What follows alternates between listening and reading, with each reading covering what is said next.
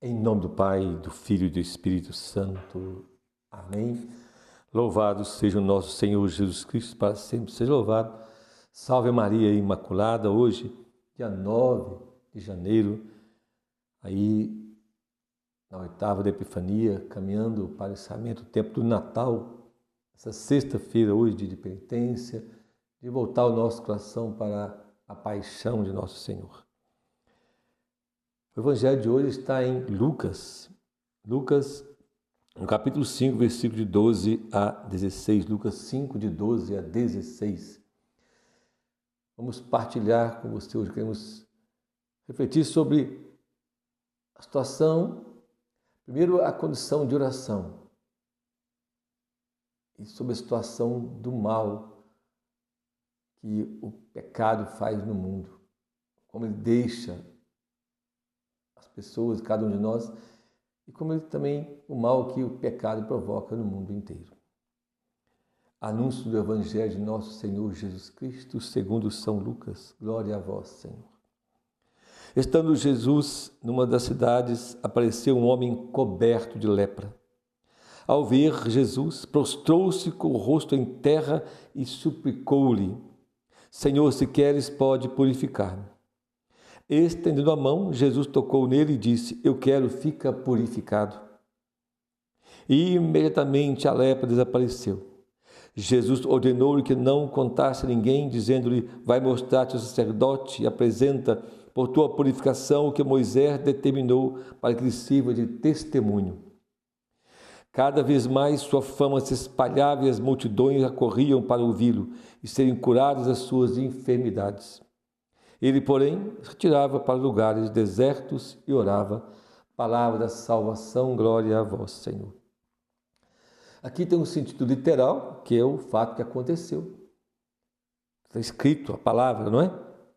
Estava numa cidade, um homem coberto de lepra chega perto de Jesus: Se queres, pode purificar-me. E Jesus então purifica esse homem.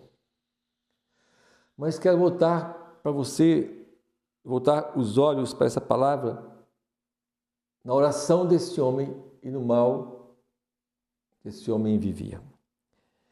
Lucas faz questão de destacar que esse homem era coberto de lepras.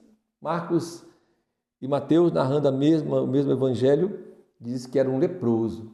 Mas Lucas coloca um peso maior quando diz que esse homem é coberto, todo tomado de lepra. A condição desse homem, meu irmão e minha irmã, era terrível. Coberto de lepra. Não sei se você já viu alguém com hanseníase, mas aqui no Evangelho, naquele tempo, não era somente hanseníase, que era a lepra, não era somente hanseníase. Todo doente de pele, vermelhidões, feridas, era tido como lepra. Mas de uma forma ou de outra, nossos tempos, talvez você nunca tenha visto alguém, um leproso realmente, que hoje, graças a Deus, tem tratamento, tem a doença paralisa, mas há uns 30 e poucos anos atrás, 34 anos atrás, me parece, eu estive numa cidade, agora não lembro, parece que é Piuí, parece, isto. Lá tinha um leprosário. Hoje não tem mais, parece, hoje já é diferente o tratamento, mas nessa época tinha um leprosário. E eu fui lá para conhecer. E o que eu vi lá é algo terrível, porque naquele tempo não tinha ainda o tratamento de hoje, e pessoas totalmente desfeitas, desfiguradas totalmente, sem nariz, sem boca, sem orelha, comida das mãos, o braço, uma coisa assim, uma coisa pavorosa, uma coisa difícil de se ver mesmo. E esse homem era coberto de lepra, ou seja, esse homem estava todo desfigurado. E aqui então nós percebemos ainda algo mais grave, porque no tempo de Jesus, uma doença como essa, as doenças eram vistas como um castigo de Deus. Para os judeus, eles aprendiam e viam o seguinte: ou alguém da família pecou, quando nasceu com a doença, já alguém da família pecou, ou aquela pessoa tinha um pecado grave e agora a doença era consequência disso. É de uma maldição. Aquela pessoa estava distante de Deus, por isso aquela doença. E no caso da lepra, lugarejos como Betânia, por exemplo, era lugar de leprosos. Simão leproso morava lá, Lázaro, amigo de Jesus. Então, é um lugar de doenças, de pessoas que eram colocadas à margem, em lugarejos, que tinham doenças, eram impuras, não podiam ter o convívio social no meio do povo, no meio da vida comum. Então, veja bem a situação desse homem. Era de todo coberto de lepra, e ainda o sofrimento de viver à margem, de não ter direito a uma vida social, de não poder ir no templo, de não poder ir no mercado comprar alguma coisa. Esse povo era um povo que tinha também uma chaga na alma, o sofrimento era muito grande, de discriminação, de abandono, era tirado da família, do convívio dos familiares, era jogado realmente à margem, ao canto, um desprezo total. Viviam de migalhas, viviam de doações, viviam de esmolas. Uma condição subhumana de vida. Era realmente difícil, o sofrimento era muito grande. Esse homem, então, ele nos ensina a rezar. Em meio a tanto sofrimento, em que ele tinha tudo para o desespero, tinha tudo para ficar em uma autocondenação, tinha tudo para querer exigir algo de Jesus.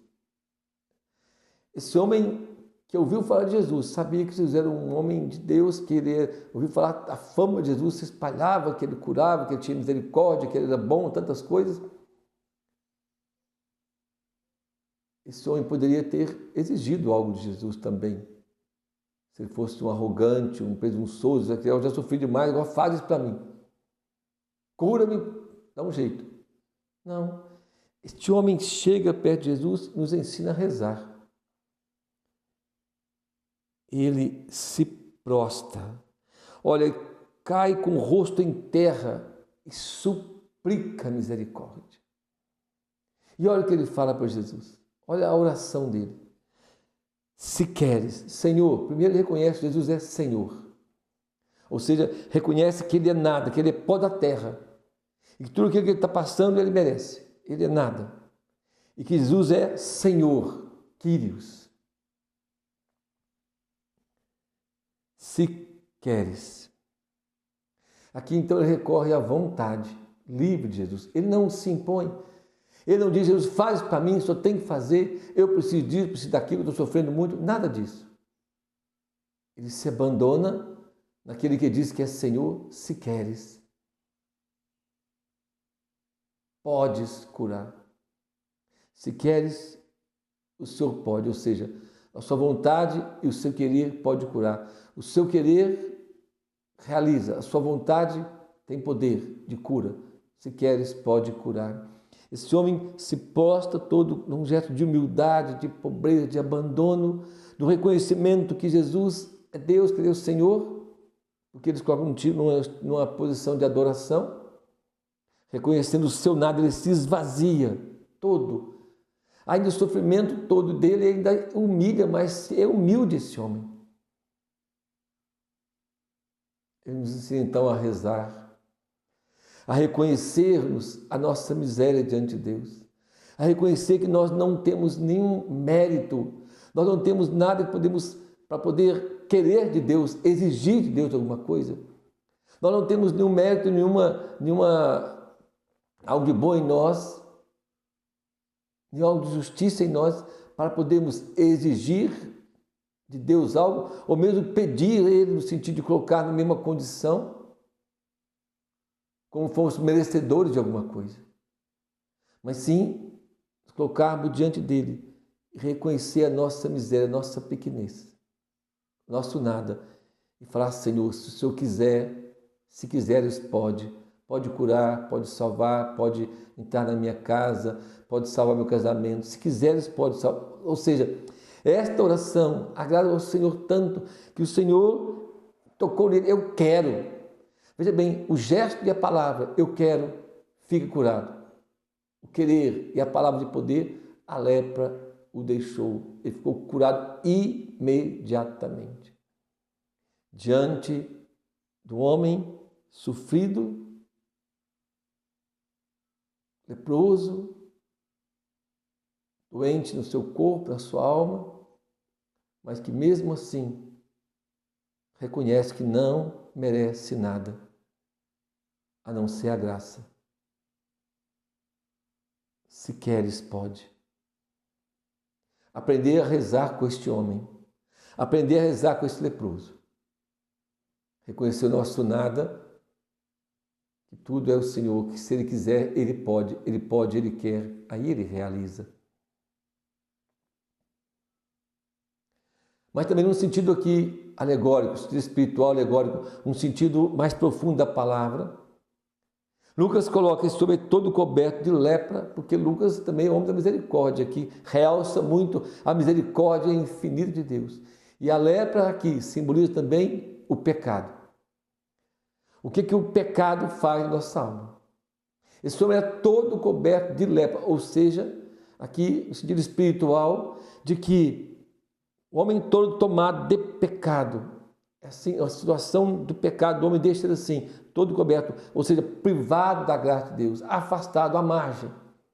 O homem todo coberto pelo seu pecado, o homem mergulhado no pecado, ele vai se afundando cada vez mais até que o pecado toma conta do ser dele todo. E se o homem não se curvar diante de Deus, ele vai só mergulhando mais, ele vai só tendo o seu corpo, a sua alma toda coberta pelo mal do pecado. E aí também vou fazer uma leitura espiritual, meu irmão, da nossa vida, do contexto que nós vivemos hoje também, no sentido do nosso mundo inteiro, mas também do nosso país. Quando nós vemos pessoas, basta ver quem é que está hoje, por exemplo, no nosso governo. São pessoas cobertas pelo pecado, pela arrogância, pela soberba, pela vaidade, pela ganância, pelo desejo de poder. O pecado ele vai tomando tanto conta da pessoa que a pessoa fica, como dizer assim, como esse leproso coberto todo. Ele fica totalmente mergulhado numa desgraça terrível e perde o sentido de tudo. Ele perde a graça de Deus totalmente, fica desfigurado. A lepra deixa alguém desfigurado. O pecado deixa também o homem desfigurado, a mulher desfigurada. E nós vamos ver os que nos governam, os homens do poder de hoje, também dos grandes meios de comunicação, todos eles que estão aí provocando tanto mal do mundo, eles são os mais cobertos pela lepra do pecado. E se você for ver todo o mal, todas as pessoas também perto de você, que você conhece às vezes, você vai perceber que elas estão numa situação de pecado tão grande, cobertas do pecado, que elas perdem o senso de justiça, de verdade, perde todo o senso de misericórdia, de compaixão, não tem misericórdia. Porque vão mergulhando cada vez o pecado, vai tornando essas pessoas totalmente desfiguradas. Totalmente afastadas, o homem afastado da graça de Deus, ele vai se tornando cada vez mais desfigurado. O pecado faz isso conosco. E aí quando você vê alguém que vai cometendo mal e a pessoa só piorando a maldade, a crueldade, ela vai também desfigurando até no próprio corpo, na própria fisionomia. Quando a pessoa vai sendo tomada pelo mal, mais mal ela vai fazendo. E ela busca cada vez mais piorar a sua situação. Vai criando mais resistência a Deus. Porque o pecado vai, à medida que nós vamos deixando-nos tomar pela situação de pecado, pecado grave, pecado grave, pecado e pecado e pecado, vai criando mais resistência a Deus. E aí, quanto mais resistência a Deus, pior o homem e a mulher vai ficando. Mais desfigurado fica. E quanto mais Deus se manifesta, mais a pessoa endurece. Porque ela realmente chega num ponto de rejeitar totalmente tudo aquilo que é de Deus. E tudo que é de Deus, que faz de Deus, a pessoa vai rejeitando. Ela rejeita o ato, a justiça, ela rejeita a misericórdia, ela rejeita a verdade, ela rejeita a caridade, ela rejeita tudo aquilo que é bom, ela vai rejeitando. Ela vai ficando tão distante, tão coberta pela lepra do pecado, tudo aquilo que é bom, ela vai rejeitando. Aqui, o Espírito me lembra agora sobre, por exemplo, o faraó, não sei se vocês conhecem, lá no texto do livro do Êxodo, quando Deus vai libertar o seu povo da escravidão do Egito, que é governado pelo faraó, Deus fala com Moisés, mas você vai, da minha parte eu vou endurecer o coração do faraó. Por que Deus falava isso com Moisés? Porque Deus sabia que cada vez que Moisés fosse lá falar com o faraó sobre Deus e sobre o que Deus queria fazer, o faraó, mergulhado no seu pecado, ia ficar mais nervoso, ainda mais com raiva, porque é assim. Quando alguém que está no pecado, meu irmão, e aí, quando ele está ainda, vamos dizer assim, ele saiu do pecado mais leve, pecado venial, que a igreja nos ensina, e cai no pecado grave, se essa pessoa não luta e não sai desse pecado rápido, e ela for deixando o pecado, o que acontece com ela? Ela vai pondo pecado sobre pecado. Ela começa numa forma de pecado e vai introduzindo outros pecados, e o pecado vai tomando conta. Daqui a pouco nada para ela é pecado mais. Por exemplo, então, ela comete o adultério.